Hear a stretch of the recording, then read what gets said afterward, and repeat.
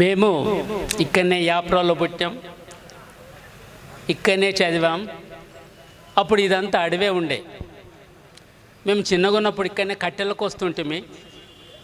ఇక్కడ పెద్ద గుట్ట ఉంటుంది, పెద్ద గుట్టకు చిత్తలకాయలకు వస్తుంటిమి. అవన్నీ పోయినాయి. ఇప్పుడు బాలాజీ నగరు నేను 50 ఏళ్ళ తర్వాత వచ్చి చూస్తే అసలు నా ఇల్లునే నేను గుర్తుపట్టలే, అట్లా మారిపోయింది ఇది.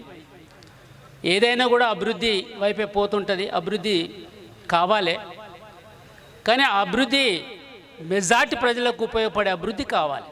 ఉదాహరణకు ఏఐ అని వచ్చింది, ఆర్టిఫిషియల్ ఇంటెలిజెన్స్.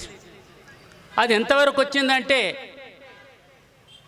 2000 నుంచి ఇప్పటి వరకు కడుపులో ఉన్న పాపన బాబా అని గుర్తించి 4 కోట్ల మందిని చంపేసేసారు.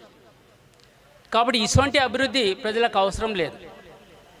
ప్రజలకు అవసరము, ప్రజలకు ఉపయోగపడే అభివృద్ధి తప్పకుండా అవసరమే.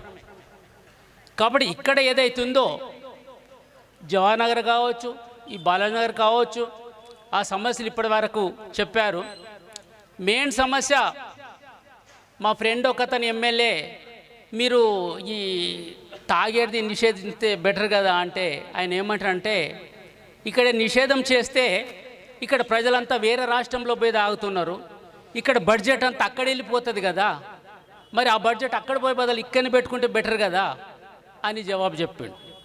అంటే సంవత్సరానికి 30,000 కోట్లు వస్తున్నాయి ఒక్క తాగుడు మీదనే. దాన్ని ప్రభుత్వం ఏం చేస్తుందంటే 40,000 కోట్లకు తీసుకురావాలని వాళ్ళ బడ్జెట్లో పెట్టుకున్నారు వాళ్ళు. కాబట్టి ఈ తాగుడు ఏదైతుందో ఒక బాటలు 17 రూపాయలకు తయారవుతుందంట, అది కొన్ని 1000లకు అమ్ముతున్నారు అది. కాబట్టి ఈ తాగుడు మీద కావచ్చు,